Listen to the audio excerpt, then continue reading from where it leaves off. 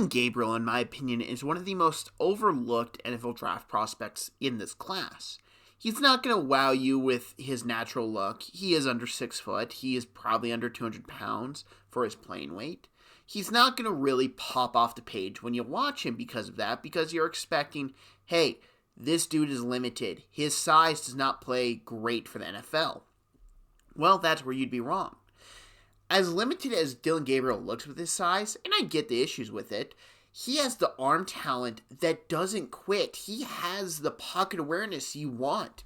He has a lot of the tools that you want in these top of the draft class quarterbacks that we don't see this year. But Gabriel's got it. But the only problem is, he is very undersized for the position at the NFL level. Bryce Young has dealt with injury issues.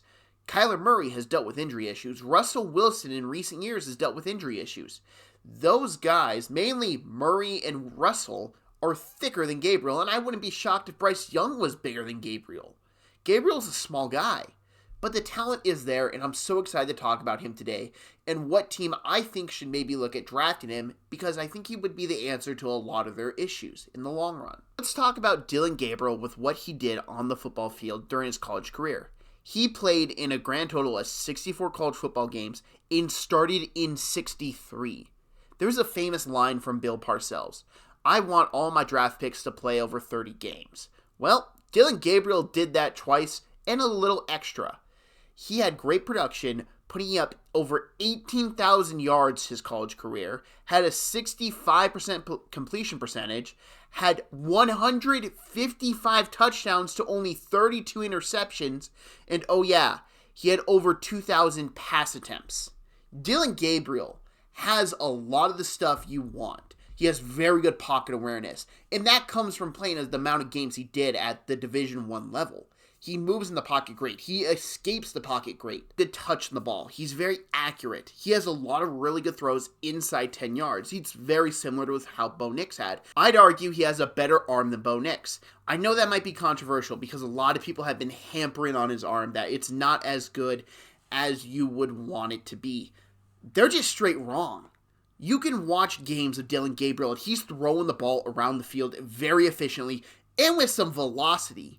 He probably has the second best arm in this draft class after Cam Ward. And that's saying something, because Tyler Show has a cannon. But Gabriel's size hurts him in a lot of ways. The main factor is you're majorly worried about his durability. Durability is a big thing for NFL players. The number one trait a player can have is availability. And if you're concerned with a player getting injured because he is not built for the NFL style, that's a major concern, and I don't blame teams for having that, because Gabriel is very small. But he didn't really get hurt in college, and I know it's a big transition from college to the pros, but it is a sign that, hey, maybe there's something there, that he can stay healthy. He took a lot of abuse. He started in 63 college football games. He took abuse. And you just watch him, how he processes it. Now, obviously, he can't read the middle of the field at the NFL level. The guys are much bigger.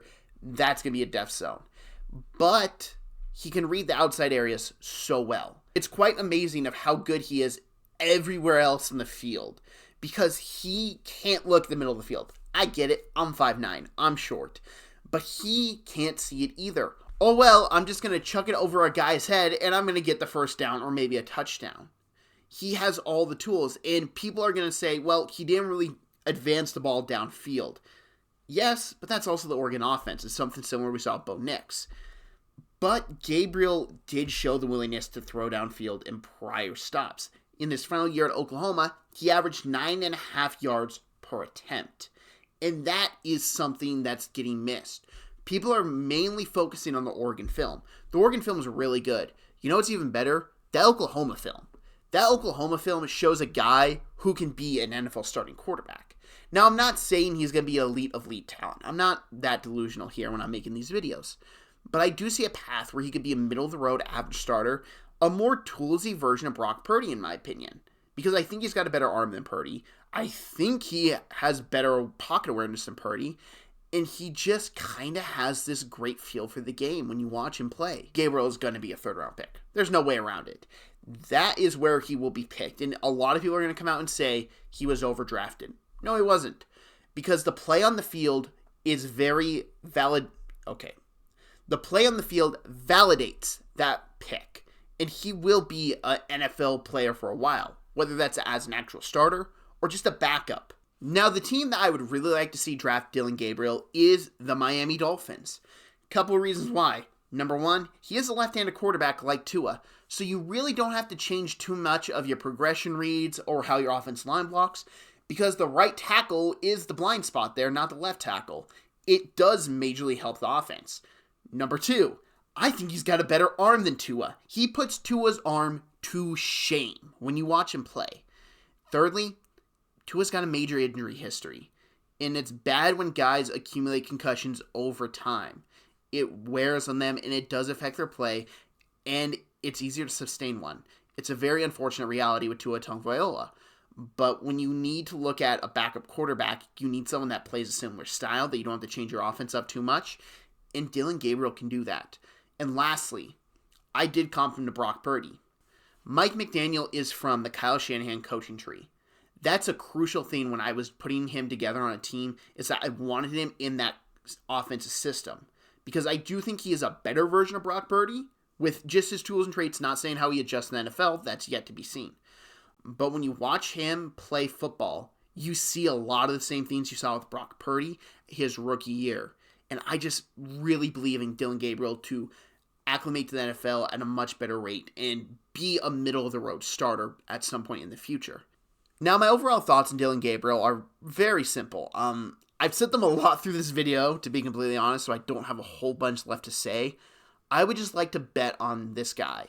He just seems like the guy you do it. And when you pay attention to people who talk about Dillon Gabriel, the people who have interviewed him have said so many good things about him and how he just talks and how he is so football-minded.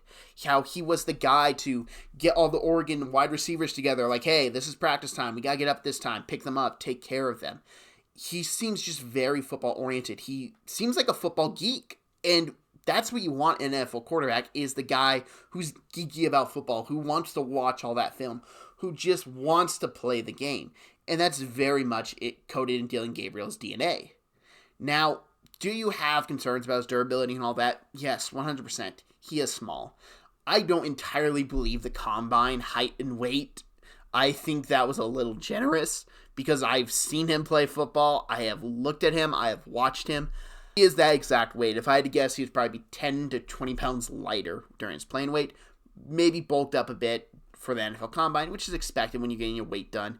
And height, do we really ever trust what athlete's height is reported on?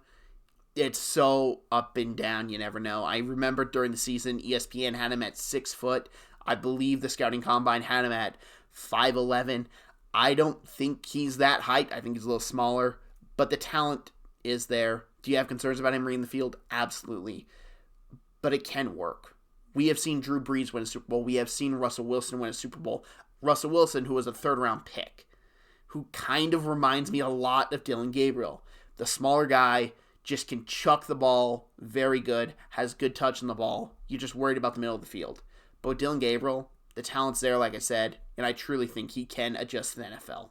Thank you very much for watching this video. If you liked the video, I'd appreciate if you hit that like button. If you're new to the channel and you really liked it, hit that subscribe button. And hey, if you would share this, I'd greatly appreciate it. I know Dillon Gabriel isn't getting a lot of talk, and to be honest, I wasn't considering him much either until I watched him a couple nights ago, and I then said, oh, I made a terrible mistake with my rankings, and I wanted to do this video because I feel like he should be talked about more. And if you would share this and get more talk on Dillon Gabriel, so more people can actually watch his film instead of just look like, oh, he's too short, he's too small, I think it's great for the prospect that he is. And if you like more of this NFL draft content I'm making, I'm uploading it every weekday up until the NFL draft. There's a playlist on the screen right now. There's a most recent upload on the screen right now. Thank you very much for watching, and have a great day.